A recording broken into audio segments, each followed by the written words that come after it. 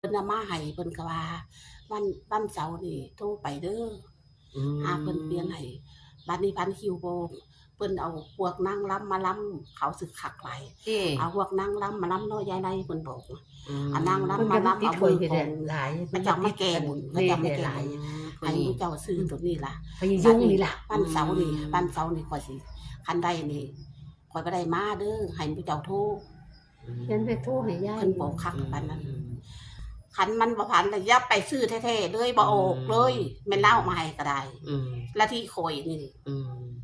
จ้ะ คันบ่พันนี่บ่ได้ เพิ่นเอามาให้ตัวเดียวเท่านี้ นี่ซุมนี่ล่ะหมดนี่แหละ 680 หมดเลยนี่860 680นี่ล่ะกับ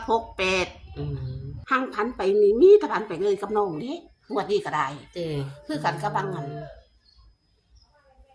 ตัดให้มันก็จะได้ซ้ำนี่มันเป็นตัวเดียวกันแค่กลับกันซื่อ ถูกนี่บ่ มันตัวเดียวกัน เพิ่นอย่าลืมเก้ากับหกเป็นตัวเดียวกันให้เพิ่นกลับหัวเอาพี่น้อง กลับหัว เนาะ เอา อืม เอากับพวกมันตัวเดียวกัน หรือมันจะมาเก้าแปดอีกจากโตเก่า